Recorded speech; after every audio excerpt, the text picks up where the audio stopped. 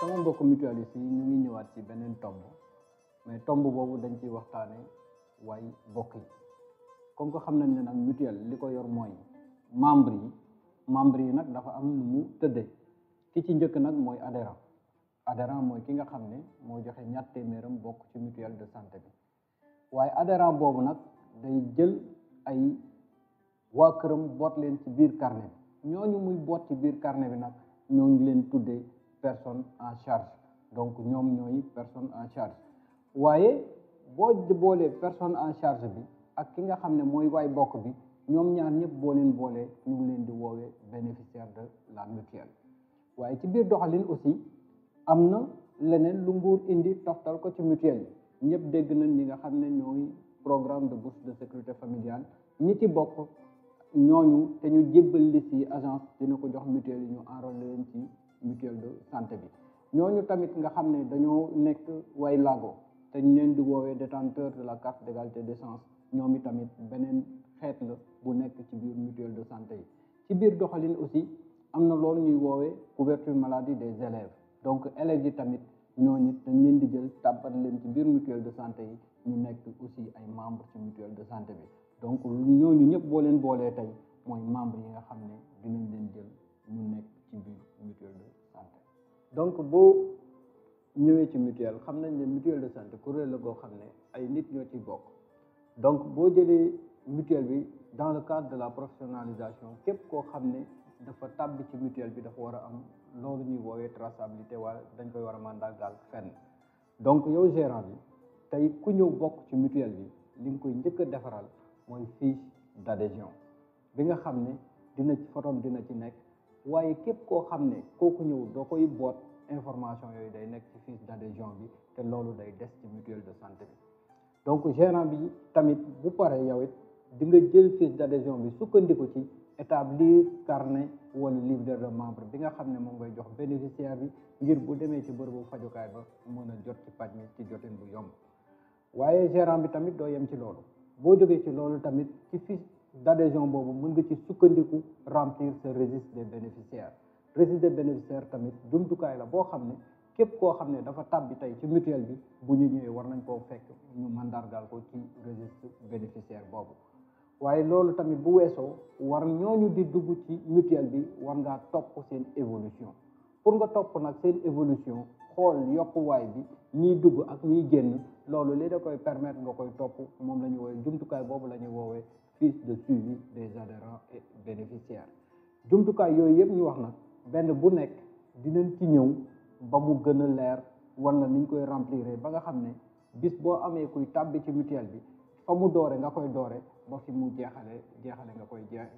nga topp ko ci fiche individuelle d'adhésion bi ci carnet wala livre de membre ci registre des bénéficiaires waaye ci jumtukaay bi nga xam ne mooy topp mbooleem adhérent ak bénéficiaire bii mooy fiche d'adhésion gérant mutuelle bi nii la war a remplir fiche d'adhésion bi nga xam ne mooy premier outil bi ñu war a mandargaal ci mutuelle de santé bi day ñëw def région département bi mu nekk def commune nom de la mutuelle localité ak adresse li ci topp nag mooy mu remplir code adhérent ginnaaw nag Ali Samb bi muy ñëw ci mutuelle bi fekk na ñu am 382 adhérents kon moom code adhérent day nekk 383 nga xam ne Ali Samb mooy 383 nit bu bokk ci mutuelle de santé bi Ali Samb nag bi muy ñëw joxaale nañu pièce d'identité ñu war a remplir information li ci njëkk mooy prénom et nom date et lieu de naissance mu ngi dëkk téléphone Ali Samb profession maanaam li muy liggéey date d'entrée Ali Samb mu ngi ñëw le 1er janvier la dugg ci mutuelle bi code bénéficiaire bi nag yomb na, damay jël code adhérent bi rek ma def benn slash def 01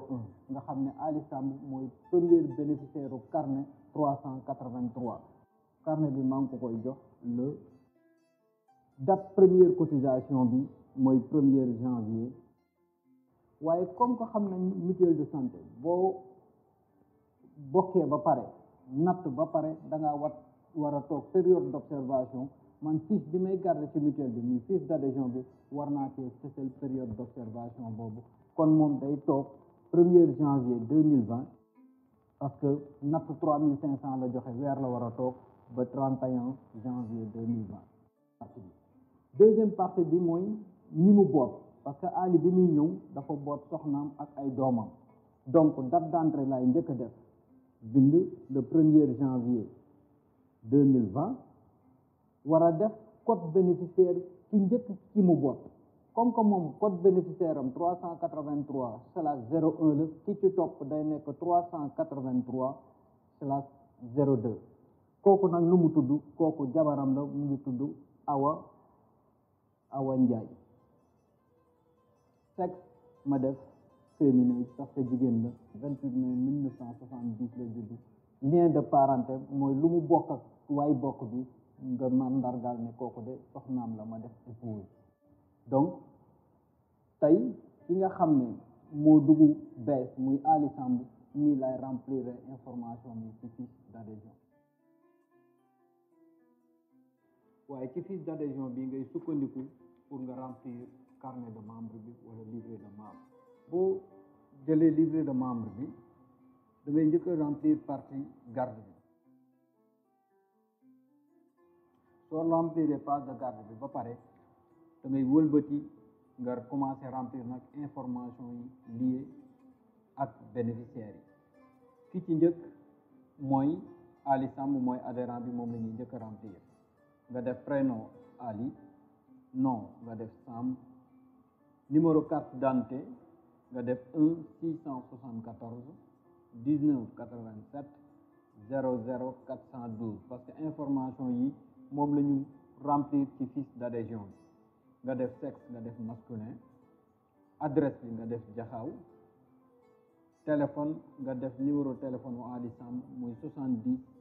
104 33 06. date de naissance bi nga def 15 juillet 1966. lieu de naissance nga def Jaxaaw. date bi nga xam ne moom la bokke ci mutuelle bi muy date d'adhésion nga def 1er janvier 2020. date bi nga xam ne nag moom la njëkk a joxe cotisation, comme que moom dafa ñëw bokk joxe ay nattam, nga def 1er janvier 2020. donc loolu mooy information yi nga xam ne ñoo aju ci Ali Samb. danga koy wëlbati nag nga remplir, commencer remplir waaye bokk yi muy bénéficiaires yi nga xam ne moom boot na leen ci mutuelle bi. ki ci topp mooy soxnaam la, muy Awa Ndiaye, mais li ngay njëkk a remplir mooy code bénéficiaire. da ngay sukkandiku ci code bi nga joxe woon ci adhérent bi muy 383, après nga yokk ci 02. donc code bénéficiaire am day nekk 383/02 parce que mooy ñaareelu bénéficiaire bi. nu mu tudd nga bind prénom Awa, nom nga def Ndiaye, lan la bokk ak ki nga xam ne mooy adhérent bi muy lien de parenté nga bind épouse, mooy jabaram. date et lieu de naissance nga def le 28 mai 1970 parce que information yooyu da nga koy am ci fiche d'adhésion bi. date première cotisation bi muy le 1er janvier 2020. noonu ngay toppee nag bénéficiaires yi kenn par kenn ba keroog bénéficiaires yi jeex. donc noonu la ñuy remplir loolu nga xam ne mooy carnet de livret membre. donc bu fekkee ne bénéficiaire bi dafa bokk ci loolu ñuy woowee seeni élèves, donc fiche bi li ci ëpp nag ca école ba lañ koy remplir. donc boo ñëwee da ngay def année scolaire 2019-2020, nga def région nga def Thiès, département nga def Thiès, nga def union départementale nga def Thiès, IA nga def Thiès, IF nga def Thiès, def ville muy IF, Thiès ville parce que fa la bokk. Commune bi nga def c'est la commune de Thiès Nord. Donc boo ñëwee ci information yi nga xam ne moo aju ci école bi, école yi nag ñaari façon lañ ci am, muy public wala privé,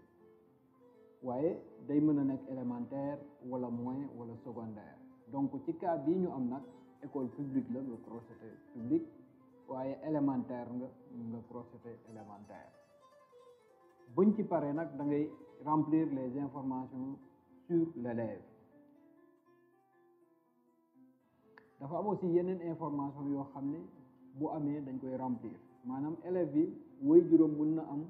beneen kiraay, muy FNR muy IPRES wala IPM 3. bu amee dama ko ci fësal ma mandargal ko, wala élève bi nekk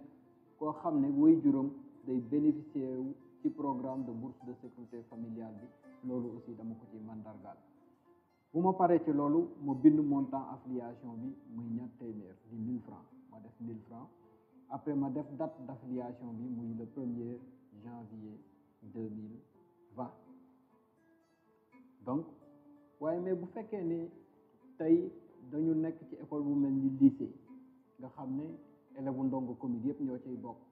partie bi union départementale moo koy remplir pour mën a jox mutuelle bu ne say élèves. mu def mutuelle de santé d'affiliation, mu def jaxaaw,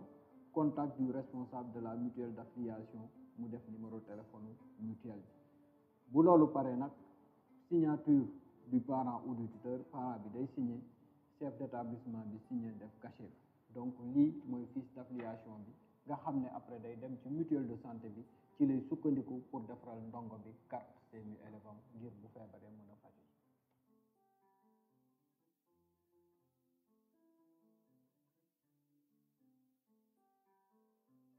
donc ginnaaw jumtukaay yi ñu ware woon sànq jëm ci wàllu bokk bi, lii nag mooy registre des bénéficiaires, mooy jumtukaay bi nga xam ne képp koo xam ne tàbbi nga ci mutuelle de santé bi dinañ la fi def, dinañ la fi mandargaal, ba nga xam ne tey képp koo xam ne dafa soxla sax tolluwaayu mutuelle bi ci mbooloo, bu ubbee xët bi rek dina xam mutuelle bi ñaata la am ci mbooloo. comme ni ñu ko leen ko waxee woon ci registre des bénéficiaires, muy jumtukaay bi nga xam ne mbooleem koo xam ne nekk na ci mutuelle de santé bi dañ ko fa war a fekk. registre bénéficiaire boobu nag lañ leen di wan buñ koy remplir nan lañ koy remplir. li ci njëkk mooy numéro d'ordre, maanaam nit ñi ni ñu toppatalante. donc comme que mutuelle bi mu ngi nekkoon ci 1569 bénéficiaires, donc boo dee remplir registre de bénéficiaire bi da ngay def comme que am nañ benn ku bees ku ñëw muy Ali Samb, da ngay def 1570. boo defee ba pare da ngay remplir numéro adhérent bi, maanaam code adhérent. amoon nañ code adhérent 382, li ci topp mooy kon Ali Samb day jël code adhérent 383. donc nga jëlaat aussi code bénéficiaire bi. code bénéficiaire bi day nekk 383/01, comme ni mu nekk woon ci fiche d'adhésion bi wala ci carnet bi. nga jël prénom et nom nga bind Ali Samb, sexe nga def masculin, adresse nga def jaxaaw, date de naissance nga def 15/7/1966. lien de parenté bi doo ko remplir parce que moom mooy adhérent bi, nga def date d'entrée. date de sortie bi nag da nga koy bàyyi, amaana ci jëmmi jamono peut-être bu demee bay génn ci mutuelle bi moom ngay def date de sortie bi, après nga remplir observation bi. boo paree ci Ali Samb da ngay jël ci ñi nga xam ne ñoom la boot. ki ci njëkk mooy Awa Ndiaye, kon numéro d'ordre day dem. code adhérent doo ko remplir parce que Awa Ndiaye Ali Samb moo ko boot, da ngay dem directement ci code bénéficiaire nga def 383/02. prénom et nom Awa Ndiaye nga bind Awa Ndiaye, sexe féminin la, adresse nga def jaxaaw, date de naissance nga def le 28/5/1970. lien de parenté nga def épouse, date d'entrée bi du changer. donc noonu nga koy toppalante ba bénéficiaires yi mu dugal yépp jeex. soo amaatee nag beneen nouveau bénéficiaire da ngay boo remplir numéro d'ordre bi ba pare da ngay remplir code adhérent bi, parce que adhérent bu nekk ak kotam ñi mu boot rek ñoo dul am kat adhérent. Donc noonu la ñuy remplir registre bénéficiaire bu jëm ci wàllu mutuelle de santé. Comme que dañ ne registre des bénéficiaires mbooleem adhérent boo xam ne dafa bokk ci mutuelle bi ci lay nekk, donc ci registre bénéficiaire bi aussi boo ci demee war nga cee fekk ñi nga xam ne ñooy bénéficiaire classique, moom la ñu wane sànq. War nga ci fekk ñi nga xam ne ñooy bénéficiaire de bourse de sécurité familiale, ñi nga xam ne dañoo yor carte d'égalité des chances, war nga leen cee fekk. ñi nga xam ne aussi dañu nekk CMU élève wala ñu nekk CMU daara, war na leen cee fekk. Comme niñ ko xamee sànq, boo ñëwee ba def par exemple nga def 1574 muy numéro d'ordre, nga def 384 kooku Seynabou Seck la, waaye Seynabou Seck BSF la. Donc boo ñëwee ci code bénéficiaire bi mën nga def 384/01 nga def slash nga wutal ko beneen mandarga, mën nga ci def B, mën nga ci def beneen, mais day permettre mutuelle bi mu xam ne at ci sama registre bi ñii ñoo nekk BSF, ñii ñoo nekk élève, ñii ñoo nekk ndongo daara. Bu fekkee ne dafa doon élève bi mën na bu bindee code bénéficiaire ba pare mu def ci slash def ci E. Bu fekkee aussi dafa doon koo xam ne ci ndongo daara la bokk, bu bindee code bénéficiaire ba pare mën na ci def slash def ci D. Parce que ci registre bénéficiaire bi dans les normes képp koo xam ne tabb na ci mutuelle bi boo ko xoolee war nga ko ci mën a fekk. Donc loolu mooy jël en compte registre bénéficiaire bi nga xam ne mutuelle yi war nañ ko di remplir ni mu waree. Warul xaar nag, képp koo xam ne tabbi na rek pour nga bañ a perte information bi, soo defee fiche d'adhésion bi def carnet bi, jëlal registre bénéficiaire bi nga mandargaal ko ci ngir information boobu bañ a rëcc mutuelle bi. Comme mutuelle de santé niñ ko xamee ay waay bokk ñoo ci nekk, wane nañ bépp waay bokk boo xam ne ñëw na ci mutuelle bi fan lay jaar ba ñu jox ko carnet. waaye nag mutuelle bi ci boppam gérant bi war na am loolu ñuy woowe fiche de suivi des adhérents et bénéficiaires ngir mu mën a topp képp koo xam ne dafa tàbbi ci mutuelle bi wala képp koo xam ne dafa génn ci mutuelle bi weer wu jot. Parce que weer wu jot gérant bi war naa xam kat sama mutuelle ñaata nit ñoo ci des. Comme que flux la boo xam ne dina am ñuy génn dina am ñuy yokk, loolu aussi war na ko mën di topp mensuellement, chaque weer mu def la situation. Gérant bi aussi faw mu bàyyi xel ne fiche de suivi bi ci kaw day jël en compte mbooleem nit ku tàbbi ci biir mutuelle de santé bi. Nga nekk classique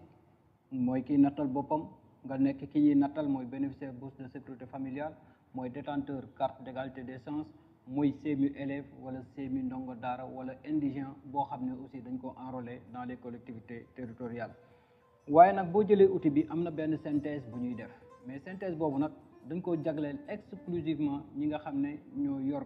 ñooy bénéficiaire de bourse de sécurité familiale wala ñi nga xam ne ñoo yor carte d'égalité des chances, ba nga xam ne ñooñu bu ñu leen dee topp comme que cible spécifique la, ñoom bu ñu ñëwee dinañ am lu leen di mandargaal. Donc première partie bi képp ku tàbbi ci mutuelle de santé la, ñoom rek la ñu rocci après defaat synthèse bi ba nga xam ne ku ñëw pour topp ñooñu doo ci am benn jafe-jafe. Donc dañuy indi benn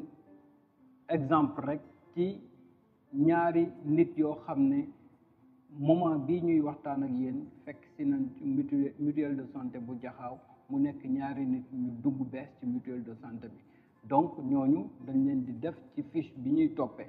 waaye pour nga def leen ci fiche bi ñuy toppee da ngay am situation de référence muy daaw au 31 décembre 2019 fan la mutuelle bi tolloon. ñu ne kat mutuelle boobu amoon na 229 adhérents yu góor, am na 153 adhérents yu jigéen, waaye ci wàllu bénéficiaire am na 628 góor, am na 940 jigéen. Donc comme que ñaari nit nag ñoo yokk ci mutuelle bi, fu góor fi dina yokk kenn, jigéen ñi yokk kenn. Donc janvier dañuy am 230 adhérents yu góor, janvier ñu am 154 adhérents yu jigéen, boo ko boolee mu nekk 384. Donc ci wàllu bénéficiaire yi aussi am na yokkute, parce que boo jëlee Ali ci góor ñi li Ali Samb indi dina am ñetti góor, boo boolee li ñu amoon muy 628 ak ñett day nekk 631. boo jëlee wàllu jigéen ñi aussi day yokk ñeenti jigéen mu jóge 940 nekk dem 944. soo ko boolee nag moom mooy mbooleem nit boo xam ne nekk na ci mutuelle bi. kon niñ ko waxee rek yokku la wala wàññeeku, waaye gérant bi war na mën a topp chaque weer rek mu def la situation mensuelle de la mutuelle ci wàllu membership, parce que loolu day tax ñu mën a xam doxinu mutuelle bi jaar na ci yoon, mu ngi yokk wala yokkuwul. Donc loolu mooy fiche de suivi des adhérents et bénéficiaires.